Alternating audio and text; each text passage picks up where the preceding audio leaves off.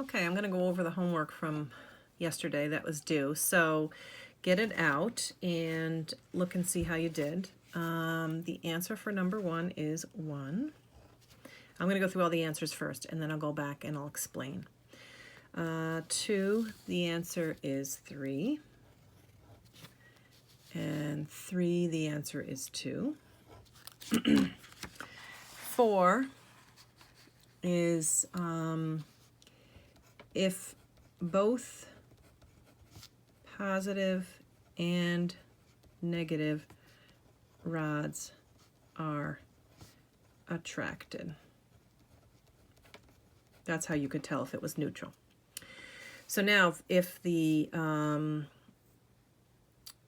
this says describe the test result that would prove the sphere is positively charged.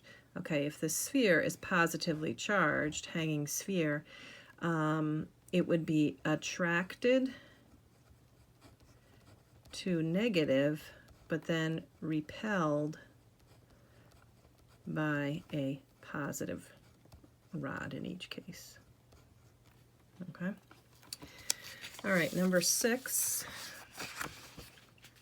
The answer is 4. 7, the answer is 4. 8, the answer is 3. 9, the answer is 1. 10, the answer is 3. And 11, they want to know what's the magnitude of the charge in coulombs if a lithium nucleus contains 3 protons. So the 3 protons are really the things that we're going to focus on. So that's going to be 3 times 1.6, and this is positive, times 10 to the negative 19th coulombs, and that should give you a positive 4.8 times 10 to the negative 19th coulombs. Okay. All right, this question, you had to, first of all, look at these neutral spheres, and when they're neutral, they all contain a matching pair of positive and negative charges. I mean, there's way more than that many in there, but just to represent what's going on. I'm going to put that up here. Okay, so then if I bring a positive rod close to that, we're going to consider this now because they are touching. If they are touching, okay, they act like one object.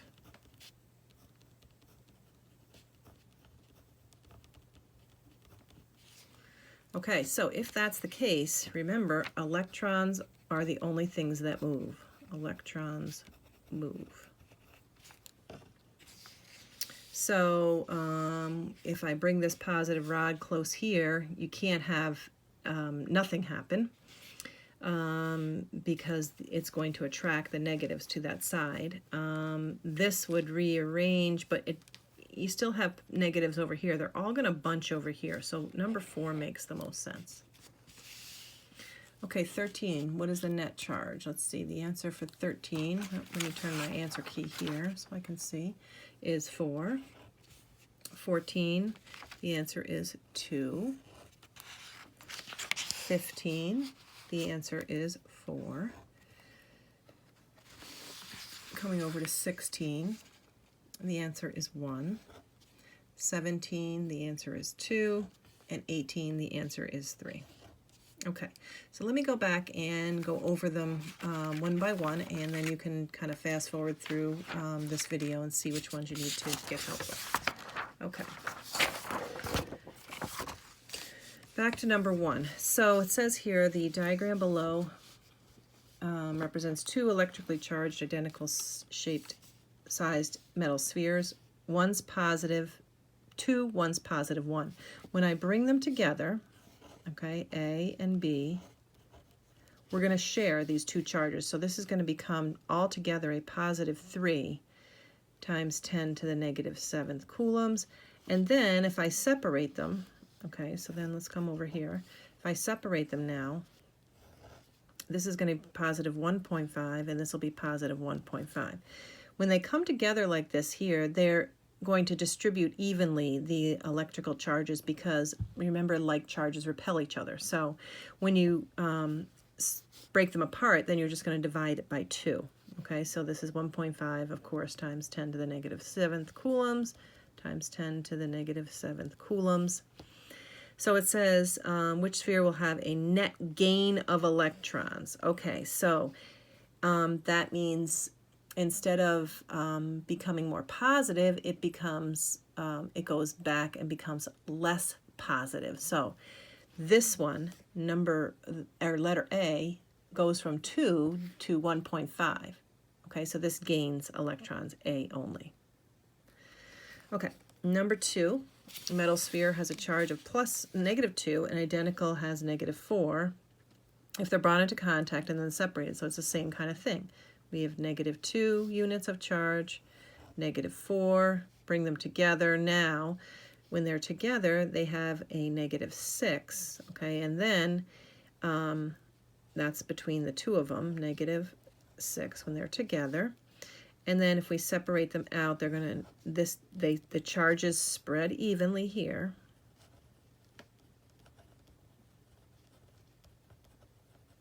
And then you just divide by 2 and becomes -3 units on each one. All right, number 3, if I have an object with a negative charge of 4 coulombs, how many charges does it possess? If it's negative, it's going to be more electrons. So first of all, we can just say, boom, boom, these are both wrong. It doesn't have more protons. Okay, so let's see what we're going to do here. We're going to do a dimensional analysis, and there's a couple ways you can do this. You can say that 1 coulomb of charge is 6.25 times 10 to the 18th, and in this case, it'll be electrons.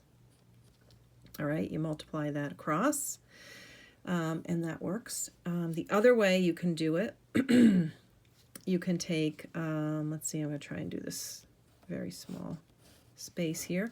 You can take 4 coulombs, and you can say for 1 electron, there's a charge of a -1.6 times 10 to the -19th coulombs. Either way, it's going to end up equaling number 2. Okay, I did number 4 and 5. Number 6. So this oil droplet may contain electric charges of which kind of quantity? Or actually, it's a not question. It's saying which one's not possible. So the amount of charge that can be on a charge is at a minimum 1.6 times 10 to the -19th coulombs. Okay, so every other quantity that we would have besides this needs to be an integer, a whole integer of this. So let's say this is 1 times this is going to give me the 1.6 times 10 to the -19th coulombs, 2 times this, 3 times this, 4 times this, okay, same. This will end up being 2 times is 3.2, and then it's 4.8, and then, let me just see, then it's 6.4. All right, and these are all 10 times to the -19th coulombs. Okay, so this one is actually going to be 5 times. If we were to go 5 times, we would end up with, it'd be 8 times 10 to the -19th coulombs. 4.8, yeah, we got that right here. All right, here's our 8, and here's our 3.2. So this is the only one that's not possible. So another way you can do it is you can just divide all of these by